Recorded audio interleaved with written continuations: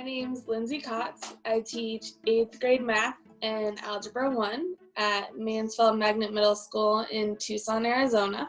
My name's Allatta. I teach at a New York City public school called the Academy for Software Engineering. I started using what's going on in the graph towards the beginning of the year. So what I did is I took it and I used it as kind of a warm-up or informal learning routine. So I posted the graph to the kids and posed the question, what do you notice? What do you wonder? And so I had the students sit for a minute and just kind of think about it. And as they came up with answers, they would hold one finger up at a time, showing me how many answers they come up with. And then I would ask them to share with the class what they were thinking, and I would kind of pose the question of what's the graph really talking about and have them go further into analyzing it as a class. So we do analysis that comes directly from the what's going on this graph activity. So one of the things that we do is we'll take a chart that was produced by the New York Times data team in some place in the New York Times, and we'll put that up on the board.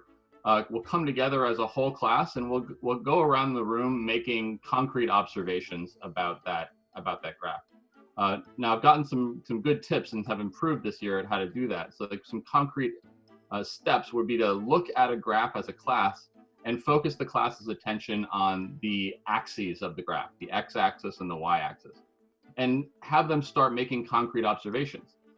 Sometimes a graph uses a linear scale, but sometimes the graph uses a logarithmic scale where the numbers aren't all the same distance away. So we need to unpack that and have students make concrete observations. And that's really the beauty of noticing and wondering strategies.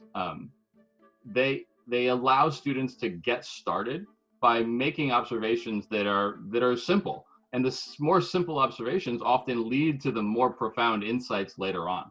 Teaching middle school, kids love to talk. They love to hear themselves talk. And that's how they learn, is by explaining things to others.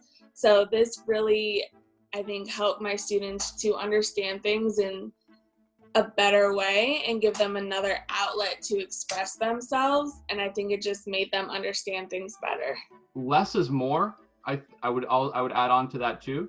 You can go really deep with one graph. And at the beginning, I thought I had to use a lot of different ones and many different ones. I think choosing data and giving students time to really go through it is extremely helpful. When we first went into the online learning and you guys posted graphs about COVID-19, I used those because that's what the students wanted to talk about. And I still wanted them to talk about math, but this allowed them to do both in a controlled setting and really get them to critically think about math and about what's happening at the same time. Sometimes I also go in and look to see if there's a graph that'll relate to the topic I'm teaching at the time. So for example, if we're looking at statistics, or if we're looking at linear graphs, in algebra, if we're looking at quadratic or exponential, there's always graphs that match those topics, and it allows the students to see real world examples of the topics we're learning as well. So what I started to do on Zoom was I would share my screen, which would have the graph on it, and then do the same thing. What do you notice? What do you wonder?